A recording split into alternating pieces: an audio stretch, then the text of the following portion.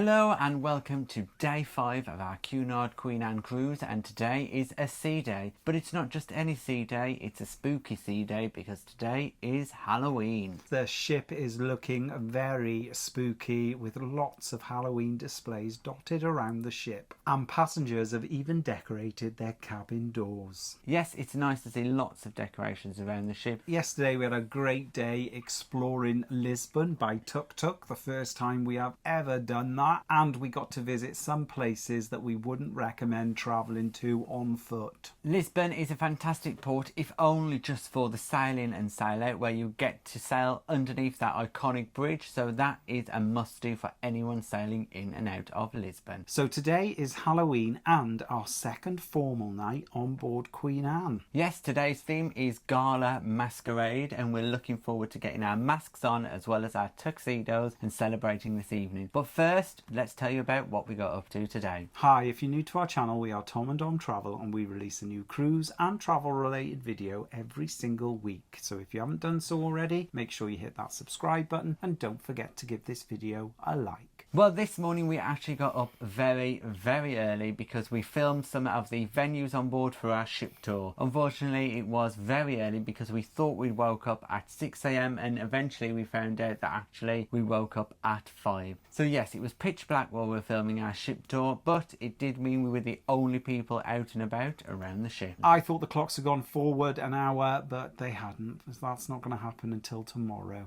After getting up very early to film the ship, we went back to bed for a couple of hours, and when we woke up the weather was beautiful. The sun was shining and we were really looking forward to the rest of the day. Once we were ready, we took a walk through the ship. We walked through the Queen's room and noticed there was an exercise class taking place. It was very popular once again, as all the dance classes have been here on Queen Anne, and we expect it to continue because there's lots more dance classes throughout the day. While we were filming our ship tour, we noticed that there was a lovely little coffee bar down on deck 1 just near the purser's office, so we popped down there and grabbed ourselves a quick latte. Unfortunately, there are no takeaway cups on board, so we had to make do with a cup and saucer. Now, me and Dom do like to walk the promenade, and here on Queen Anne the promenade has been quite controversial due to the fact that it's not an open promenade where you could sit down and take a look at sea views. In fact, it's pretty much obstructed all the way around, either with lifeboats or fixed panels at the front and the back. After our stroll on the promenade, we headed then to the main theatre because today, as part of Cunard's Insights programme, there was a talk from Lesley Nicol, who plays Mrs Patmore in the popular Downton Abbey series and movies. She was being interviewed by Neil, the entertainment's director, and she was absolutely fantastic. She came across really well, really confident, despite the fact in saying that she was very nervous and shaking in the lift on the way down to the interview. But we thoroughly enjoyed her chat. She also spent time taking Q&As, and there were lots of those, and we found what she had to say about her career, her lifetime in show business, some personal stories about her dad, and much more were really interesting. It was great to hear about her TV history. She was in the BBC production of The Lion and the Witch and the Wardrobe, which I can remember watching as a child, which was great. I also remember the Tetley Tea adverts with Kim Cattrall that she did, and yeah, it brought back some really fond memories. What we didn't know is that she was in the West End cast of Mamma Mia, and she performed in that for 3 years. So she actually does stage, TV and movies, so a very versatile actress. The event was very well attended. Because we were up late after exploring the ship for our ship tour, we didn't have breakfast, so by now we were a little bit peckish. It was around about 12 o'clock, which was perfect timing for the main dining room. And as we haven't eaten in the main dining room for lunch yet, it was the perfect opportunity to try it out. And luckily for us, as we headed towards the Britannia dining room, there was not a queue in sight. We managed to walk straight in, and the restaurant was actually relatively empty. We did ask one of the maitre d's of the restaurant why was it so quiet, because as Tom said, we were expecting it to be very busy, and he said the vast majority of passengers on board go for lunch at 1 o'clock.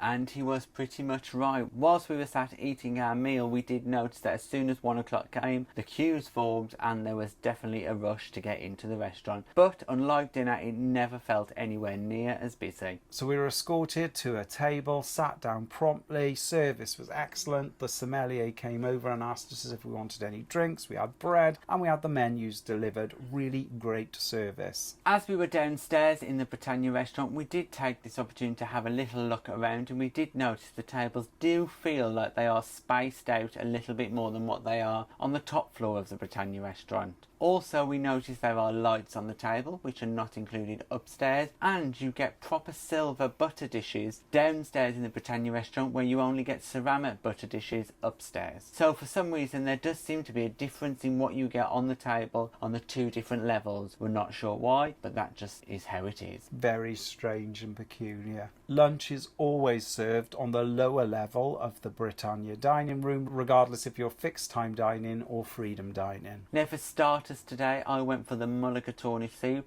and it was really nice, as that soup always reminds me of having a curry. It was very surprising, but I think it tasted more Indian inspired than the curries in Aranya. So take from that what you will, but I really enjoyed that soup. I chose to go for the vegetable crudité, and wow, when it was placed in front of me, I was a little bit taken back. It was pretty much half a carrot and some raw broccoli with a bit of yogurt, and I wasn't really expecting that. I don't really know what I was expecting when I ordered it, really. It was presented beautifully, and after I'd eaten it, I really enjoyed it, and I think I would have it again. And then for my main, I went for the Philly cheesesteak. Now it was tasty, but it reminded me more of a fajita than a Philly cheesesteak. The bread was very tasty, but it was very light on cheese. But the sandwich did also come with fries, just standard fries, nothing special, but once again, fine. And for my main, I chose to go for the Cunard black ale and beef pie, and it was fantastic. It wasn't a standard pie as you would find back home. It was a little bit deconstructed, with the sauce placed on one side and then a little pastry topper to the other. However, I really did enjoy it, and I cleared my plate. Now, unusually, we decided not to go for any dessert because we wanted to try some of the dessert options in the Corinthia lounge. So after dinner, we headed straight across the ship and to the Corinthia lounge, where we sat down and ordered ourselves some drinks.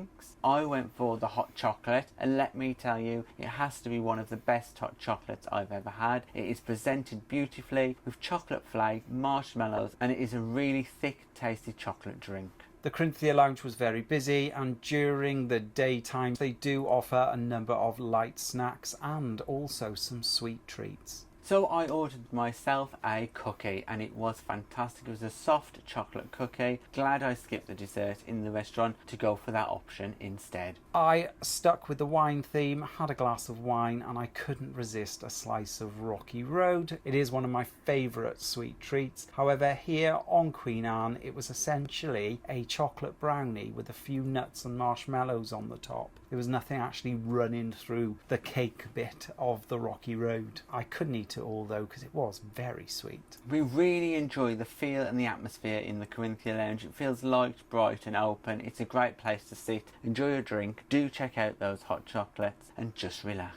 The daily schedule of activities and events is left in your cabin the night before. However, you can also access that using the My Voyage Cunard website/app. So while we were in the Corinthia lounge, we scrolled through just to see what activities and events were taking place. Unfortunately for us, at 2 o'clock, there was a music quiz in the Panorama Pool at the aft of the ship. So we dashed across the ship and found probably the last seat going on the deck itself to sit and take part in the quiz. It was a Halloween themed quiz hosted by DJ Mark, and let me tell you, there's some serious quizzes out there because the pool deck was packed.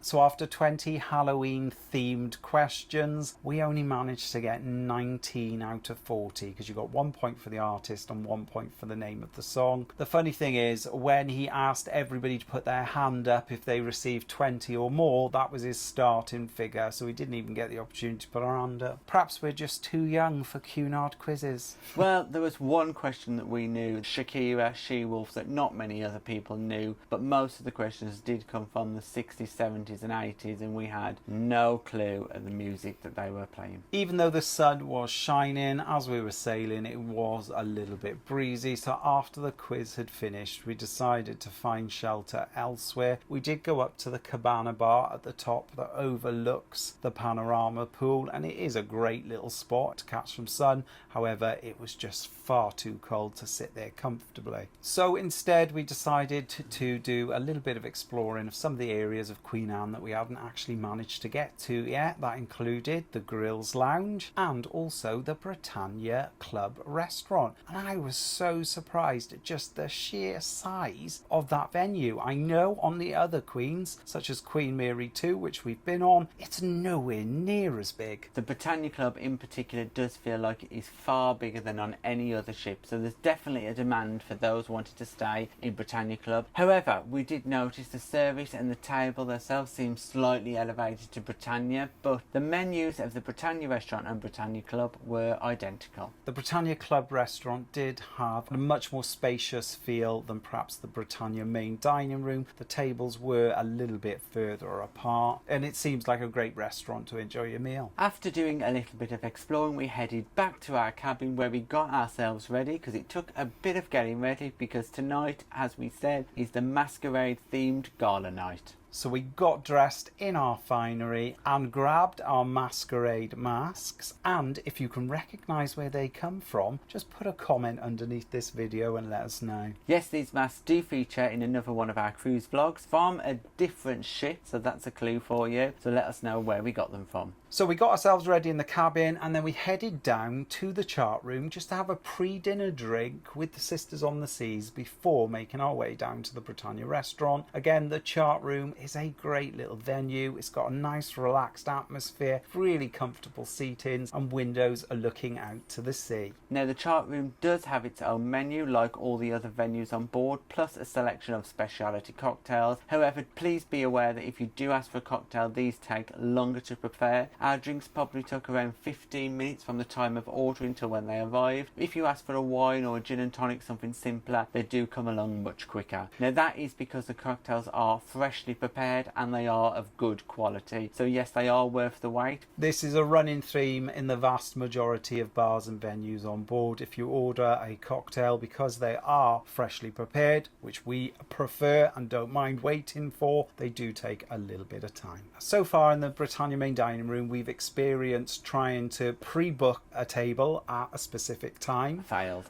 We've tried the virtual queue. Not too bad. Not too bad. So tonight we decided just to turn up at the restaurant as a walk-in when we were ready. Well, this was the most successful of all the options, which you think would be the least successful, but it wasn't. We turned up at the restaurant at 7:45, and it was very interesting that we walked straight to the desk. The maitre d' recognised us and said, "Oh, I remember you from the other night," and gave us a really nice table in a completely different area of the restaurant where we've been sitting, but we found it a really nice spot right by an aft view window. The restaurant was pretty quiet when we arrived. We sat down, our service was really good. We had bread delivered, the sommelier came round, asked us what we'd like to drink, and then the waiter delivered us our menus. Now, when the sommelier arrived, he did offer us a drink, but did suggest to all of us that we had a large. We wondered why he was offering larges for the rest of us. That's because he didn't appear again for the rest of the night. All the sommeliers do seem quite elusive. Once we've had one drink, it's pretty difficult to get them back to get you a second one. So now I think they've caught on and they're offering us a large because they know that we won't be able to find them again. As we're on the drinks package, it does count as 2 alcoholic drinks when you do accept the large glass of wine, but we're not complaining.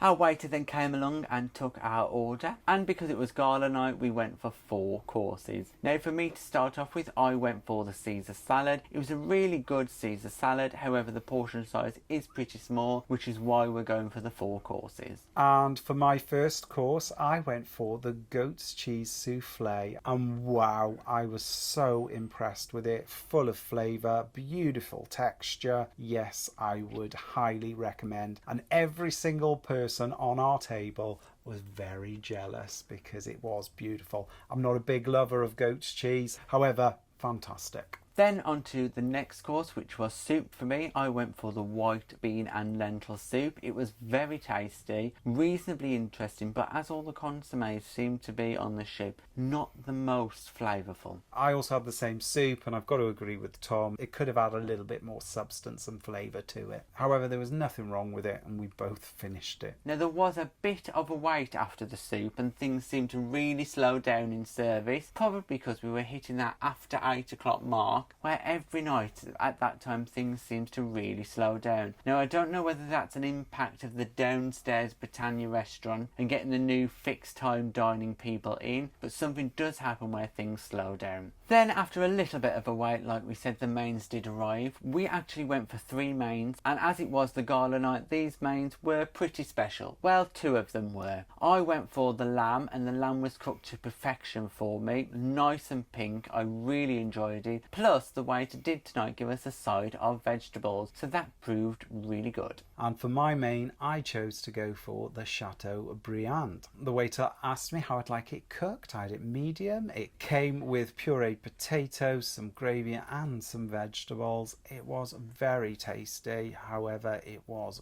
very small. Now, we have had Chateaubriand in the past, and I'm sure we had it as a sharer, so it's not quite what we were expecting. Maybe we've confused it with something else, but the portion sizes did feel small. But all was saved because we did order a 3rd main course. We've learnt our lesson here, and we went for the always available chicken option. Now, when the chicken did arrive, again, it wasn't particularly the biggest. The chicken was tasty, cooked really well, but I'm so glad we ordered it, because I think if we'd have just had our own main, we wouldn't have left very satisfied. The chicken was from the always available menu, and if I'd ordered that on its own, I would have been very disappointed. Then it was on to desserts. Now, we did ask if we could order desserts immediately because time was ticking on when the waiter presented our menu, and it was a different waiter than what we had before, but the lady did agree, yes, you can order them immediately, and then walked off.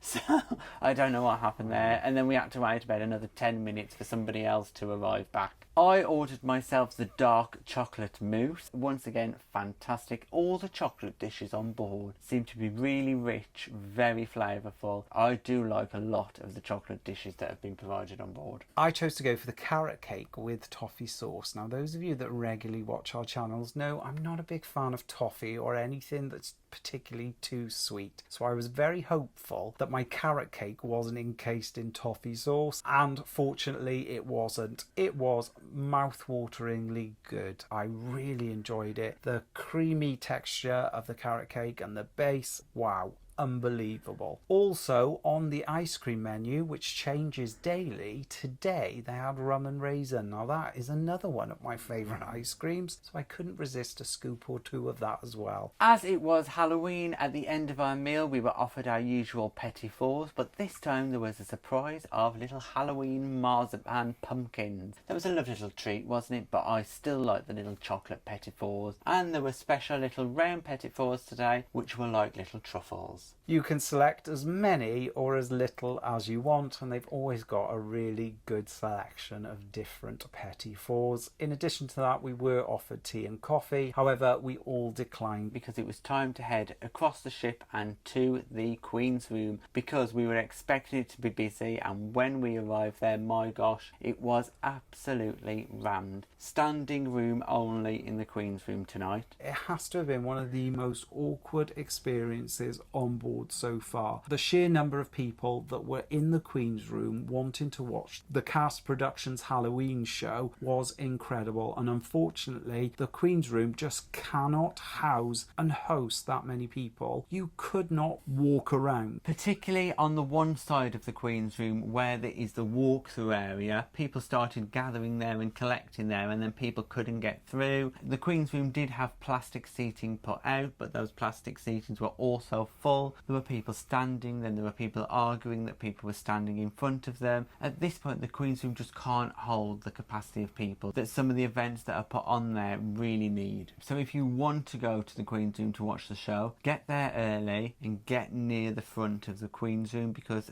once the Queen's room is full, people start standing, and then things get awkward if you're sat towards the back of the Queen's room, because people want to stand in front of you because they've got no option to go anywhere else. However, the production Halloween show itself was outstanding. You could tell the cast had spent a lot of time preparing for this performance, and it really showed because the production show was fantastic. Really suited the Halloween theme. They were all in costumes. They performed a number of Halloween inspired songs and dance routines. It was great, and I could understand why everybody on the ship wanted to see it. After the show, it was then time for the big band Masquerade ball, and the Queen's Room was still busy. Most people filtered off into other venues around the ship. It was great to see the live band perform songs throughout the evening. We did manage to grab a table for 4 just at the beginning, which was very fortunate. Joining the big band was also the resident vocalists, who sang a number of songs, and passengers just got up and danced. I really like the fact that you can see all the different types of dancing, and passengers seem to absolutely love it. It's really great to watch. Also, whilst we were in the Queen's Room, we did order a number of drinks, including gin and prosecco, and the bar service, despite it being very busy, was very quick and efficient, so that was a big plus. On the dance floor, a lot of passengers were all doing the same routine, and me and Tom were like, wow, that was incredible. And we later found out that they'd been actually practicing and rehearsing for that in the dance class that happened earlier on in the day, and they were fantastic. After spending some time at the big band event in the Queen's Room, we then headed up to the Commodore Club to see Lynn Lawrence perform at the piano. We absolutely love the feel and atmosphere of the Commodore Club. It does feel sophisticated and relaxed in there, particularly in the evening with the dimly lit lighting and those great drinks. We actually ordered a couple of gins. Now, I really like the Queen Anne gin and would recommend it to anyone to give it a try. It's a great gin, and it's served perfectly on board. We saw Lynn Lawrence in the Commodore Club a few nights ago, and we were really excited to see her perform again because she is outstanding. Again, she was taking requests from the audience, and she'd just play it. She didn't need any time, any preparation. She'd just play and sing. It was a great evening's entertainment. It was also absolutely lovely to be able to meet Lesley Nicol in the Commodore Club, and we did take some time to get a photo with her and have a little quick chat. She was fantastic, very warm, very friendly. It was really nice to meet her in person, and thank her for doing that talk in the theatre earlier today. After Lynn Lawrence's set had finished, we did stay in the Commodore Club until it had closed. We were just chatting with Sisters on the Seas and Ross and Dean, hello, and then we decided to go back to the cabin. So no Artisans Food Hall buffet today because we were a little bit late for it. However, yesterday we tried room service, so we thought we'd give it another go this evening. So as soon as we got back to the cabin, we pressed that dedicated room service button on the phone and ordered ourselves a pizza and a Cunard Club sandwich. It took around 30 minutes to be delivered, and when it did, it was a great end to the evening. Here on Queen Anne there is a limited late night menu, but it is complimentary for certain items, including the pizza and the club sandwich that we had. After we were waiting for our room service to be delivered, we did fill out a room service breakfast request. Now that needed to go out at 1:30. Unfortunately, the clocks have gone forward an hour because tomorrow we are in the port of Gijon. So we did select a few little items to be delivered to the cabin between 9:30 and 10. Not too early a get up tomorrow we're expecting, and we did put the breakfast form out on our door handle later than requested, but by the time our room service arrived we noticed it had already been taken. And that was the end of our second sea day here on Queen Anne. It's been busy. We've been all over the ship. We've been up very early getting some footage for our ship tour of this fine looking vessel. And we've had a great evening of entertainment, food and room service. Tomorrow we are in the port of Gijon. Gijón. We're not quite sure how to say it. We've been told both ways. The captain is saying it Gijon, but apparently locally they say it Gijón. We don't know. So if you do know how to say it correctly, let us know in the comments. It's the first time we have visited this port, and what we tend to do is just get off and have a little walk round and explore. So that's exactly what we intend to do tomorrow, and we're really looking forward to sharing it with you. Thanks for watching our second sea day here on Queen Anne. If you've got any comments or questions, just pop them in the box below and we'll get back to you. If you'd like to support us in creating future content and receiving exclusive benefits, we're also available on Patreon and through YouTube channel memberships. Thanks for watching. Bye-bye.